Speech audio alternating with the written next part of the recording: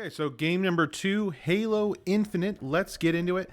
What did I think of Halo Infinite? So this is definitely the most recent game on my list, for sure.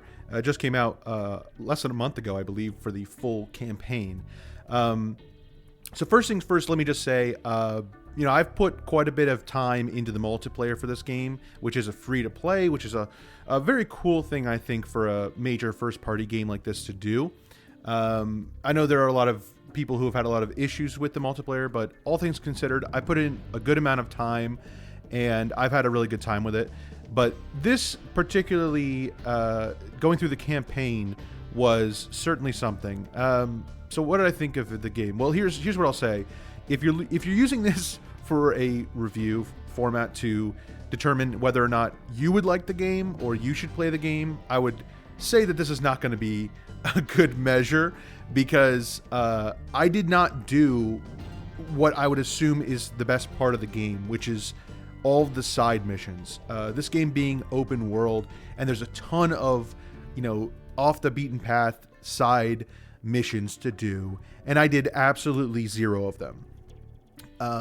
Due to the nature of this challenge, as well as the fact that I actually technically don't own this game. I played it through Xbox Game Pass, which I would like to cancel, because not that I don't like the service, but because I'm playing so many other games this year that I already own, there's really no reason for me to have Game Pass right now. So I wanted to beat this before my Game Pass renewed, which was in a few days. So I decided just to stick with the campaign, the single player, the story mode, and I don't really know what to think. I just a few moments ago beat it, and I'm not really happy. I don't know. I didn't hate it. I think there's some fun to be had with the combat, but for the most part, I feel like it's a lot of just the same shit over and over again.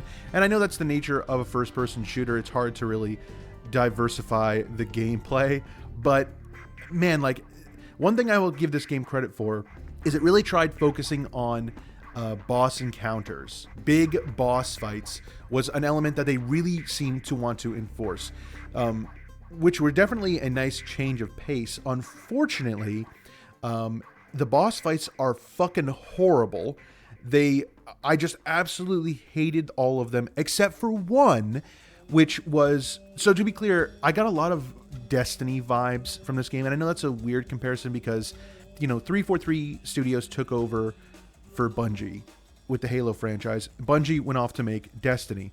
So this game, saying it reminds me of Destiny, is kind of a moot point. But the thing that really stuck out to me was, I hate the idea of, fight through hordes of enemies and then, oh, it's a boss fight. What's the boss? It's just a regular enemy with a lot of health. That's not fun. That's just boring. And unfortunately, that's like every single boss encounter in the game. Other than one, which is actually a different enemy. I won't even spoil it. It's actually something different. And I'm not going to spoil the story, but I will say, this is definitely, there's a little bit of spoiler territory, because I'll say, this is not the end of the franchise, which I don't know, maybe I got the wrong message. I got the impression that this was the final game. This was meant to be the big final chapter. It's not. It's just another game in the series, which is fine. But to me, like, going into the game and about up to the halfway point, I was like, okay, this is a lot better than 5, which I also liked. But I felt 5 was truly a middle of the road. Like, this is just a stepping stone in the story. And this game, I kind of went into it like, oh, this is the big, epic finale. And it's not. I mean, it's just straight up not.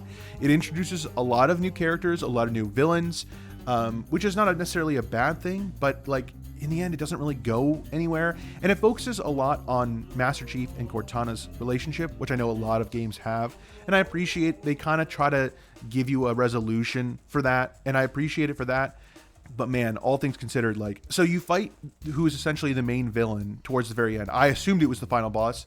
That fight fucking sucks. I absolutely fucking hated it. It's just, you're in a really small room. And you're just fucking shooting him over and over again.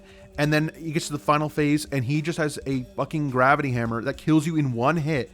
And you just have to run away and keep pecking away at him. And it's like, man, this fucking sucks. It's not fun.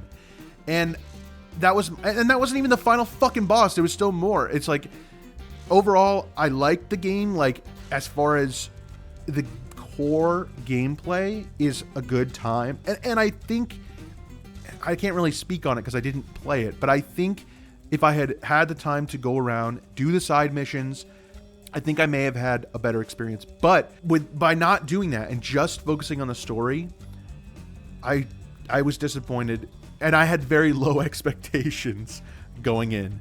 So all things considered, if you want to play the game, I'd recommend downloading the multiplayer. It's free, completely free.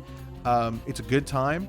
I enjoy playing it. But as far as the campaign goes, if you were to get Xbox Game Pass like I did, definitely seems like it would be a good time, especially if you just want to mess around in an open world.